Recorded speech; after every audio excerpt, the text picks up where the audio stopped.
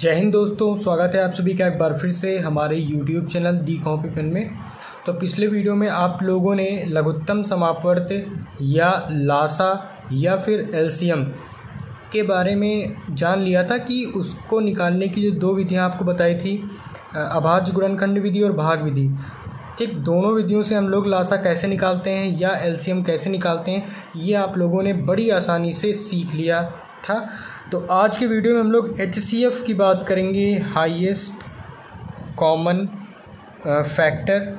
ठीक है, और इसको हिंदी में महत्तम समापवर्तक कहते हैं। तो इसको भी ज्ञात करने की दो विधियां हैं, एक गुणनखंड विधि और एक भाग विधि। ठीक है, और इसको शुरुआत करने से पहले यदि आप हमारे चैनल पे नए हैं तो प्लीज़ चैनल को सब्सक्राइब कर दें, लाइक करें और शेयर करें। और आज का ये पार्ट 17 का वीडियो है। तो हम बात महत्तम समापवर्तक की कर रहे हैं। तो इसको भी ज्ञात करने की एक गुणनखंड विधि और एक भाग विधि है। तो हम लाइन से जानेंगे गुणनखंड विधि में क्या होता है और भाग विधि में क्या होता है, कैसे हम लोग महत्तम समापवर्तक या मासा, इसको भी शॉर्ट फॉर्म में कहते हैं, तो मासा को फाइंड करते हैं या एचसीएफ को फाइंड करते हैं। तो शुरुआत करते हैं सबसे पहले हम लोग गुणनखंड विधि से। गुणनखंड विधि क्या है, देखिए इस विधि में क्या होता है कि सबसे पहले, ठीक है, सबसे पहले जो संख्याएं आपको दी होती हैं ना, जो संख्याएं आपको दी होती हैं उनको आप क्या करिए, अभाज्य गुणनखंड के रूप में लिख दीजिए। ठीक, सबसे पहले क्या करना है, उनको अभाज्य गुणनखंड के रूप में लिख दीजिए। उसके बाद आप इनको घात के रूप में भी व्यक्त कर सकते हैं, ये आपकी इच्छा पर डिपेंड करता है, नहीं भी करेंगे तो कोई प्रॉब्लम नहीं। घात के रूप में प्रकट करने या लिखने का मतलब ये हुआ कि जैसे 2 कितनी बार, 1 2 3, तो ये 2 की पावर हो गया 3, और 3 तो एक ही है तो इंटू 3, तो ये घात के रूप में हो गया। इसके ऊपर 1 की पावर है। ठीक, ये आप नहीं लिखेंगे तब भी कोई दिक्कत नहीं, क्योंकि एक ही बार है। 2 यहाँ 3 बार है, ऐसे ही 2 यहाँ भी 3 बार है, यहाँ पे 2 1 2 3 4 5 6 बार है, 2 की पावर 6, ऐसे घात के रूप में व्यक्त करिए। सबसे पहले क्या करेंगे, नंबर्स को, इन नंबर्स का हम लोग अभाज्य गुणनखंड लिखेंगे। उसके बाद अगर आप चाहें तो घात के रूप में लिख सकते हैं। ठीक, अब जब सब नंबर का आप लोगों ने अभाज्य गुणनखंड के रूप में लिख दिया, तो इसके बाद हम लोग क्या निकालना है, इस पे चलिए, हाईएस्ट कॉमन फैक्टर। तो हमको कॉमन फाइंड करना है, हाईएस्ट कॉमन। ठीक है, हाईएस्ट कॉमन फैक्टर फाइंड करना है।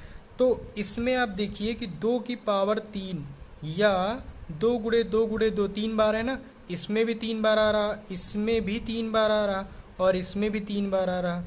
ठीक, 3 बार तो आ ही रहा है ना सब में। अब 3 देखिए, 3 भाई इसमें है, इसमें नहीं है, कॉमन नहीं हुआ ना। कॉमन क्या है कि मतलब कोई चीज़ जो तीनों संख्याओं में मिल जाए। 2 की पावर 3 तो सभी संख्याओं में मिल गई, बस आपको यही एक बार लिख लेना है, 2 की पावर 3 या 2 गुणे 2 गुणे 2, और आप इनका गुणा करेंगे तो उत्तर आपको 8 मिल जाएगा। यही है एचसीएफ, यही है आंसर। ठीक है ना, बिल्कुल आसान। तो चलिए दूसरा सवाल भी देख लेते हैं।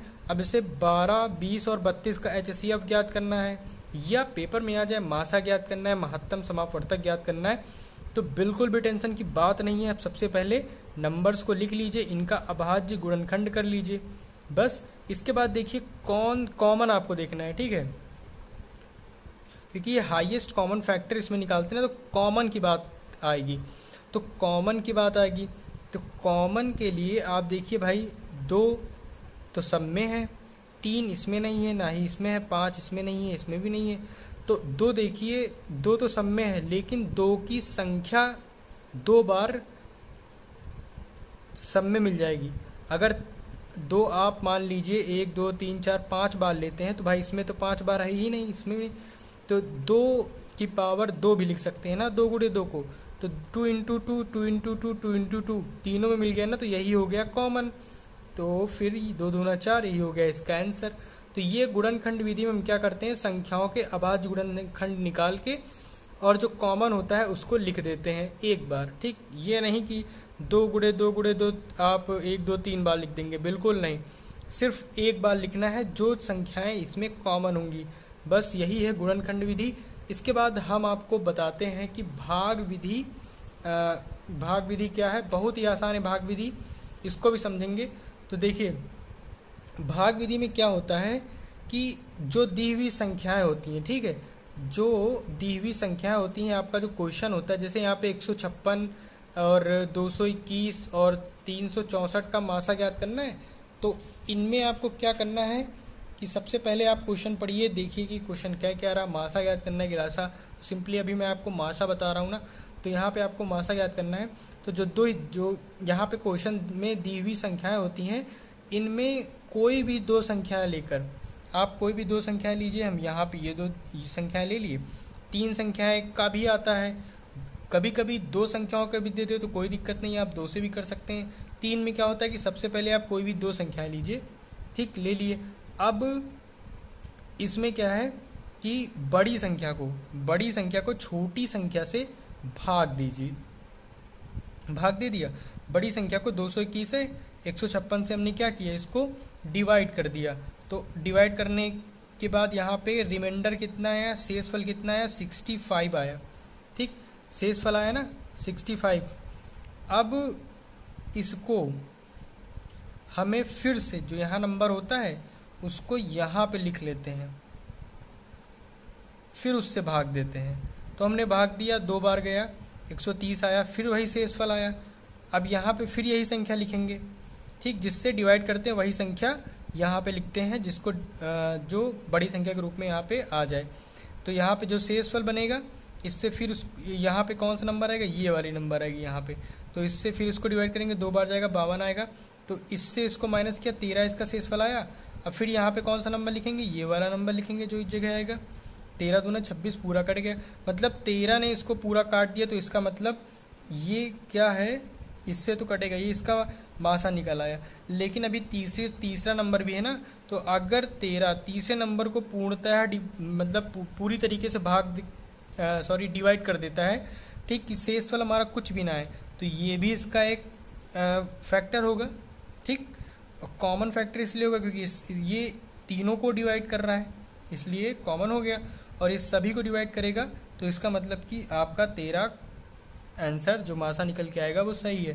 तो यहाँ से 13 निकला। अब इस 13 को आप इससे डिवाइड कर दीजिए, देखिए पूरा पूरा यहाँ पे कट जाता है, ठीक, पूरा पूरा कट गया। तो इसका मतलब 13 आपका क्या है, मासा, ठीक। ऐसे ही इस तरह कोई भी सवाल है तो आप आसानी से कर सकते हैं कि इसमें पहले 2 संख्याएं लीजिए, ठीक। अब उसके बाद आप छोटी संख्या से भाग देते हैं बड़ी संख्या को, तो जो रिमाइंडर आता है, जो शेषफल आता है, उससे प्रथम भाजक को भाग देते हैं, ठीक। प्रथम भाजक जो यहाँ पे था उससे हम लोग भाग देते हैं 156 जो अभी था। तो फिर जो शेष आता है फिर द्वितीयक भाजक को भाग देते हैं, मतलब प्रथम भाजक ये था, दूसरा ये है, तीसरा ये। तो यही सीरीज चलती रहती है जब तक कि ये पूरा कट ना जाए, ठीक। उसके बाद जो लास्ट में आए उसको आप तीसरी संख्या से डिवाइड कर दीजिए। अगर ये इसका भाई फैक्टर होगा तो पूरा पूरा काट देगा, पूरा पूरा काट दिया, पूरा पूरा डिवाइड हो गया, रिमाइंडर 0 या 0 आ गया। तो इसका मतलब ये है इसका मासा। तो 13 इस प्रकार इसका मासा आ गया। तो ये भाग विधि है, बहुत ही आसान है। आप ऐसे ही अगर सवाल एग्ज़ाम में मिलते हैं तो आई होप आप कर लेंगे। लेकिन यहाँ इस वीडियो में मैंने आपको सिर्फ बताया है कि गुणनखंड विधि में कैसे सॉल्व करते हैं क्वेश्चन और भाग विधि में कैसे सॉल्व करते हैं क्वेश्चन, ठीक है। और इसके बाद ऐसे सवाल शायद ही आपको एग्ज़ाम में मिले, ये तो बेसिक था। इससे रिलेटेड कैसे सवाल बनते हैं वो मैं आपको आने वाले वीडियो में बताऊंगा। अभी लासा में भी कुछ अच्छे सवाल बताने हैं, अच्छे का मतलब एग्ज़ाम में जैसे आपको देखने को मिलते हैं, और मासा में भी, ठीक। तो वीडियो में अंत तक बने रहने के लिए आपका बहुत बहुत धन्यवाद। और अगर आप चैनल पर नए हैं तो इसको सब्सक्राइब करें, ठीक है, और लाइक करें और दोस्तों को भी शेयर करें। तो फिर मिलते हैं हम लोग अपने अगले वीडियो में।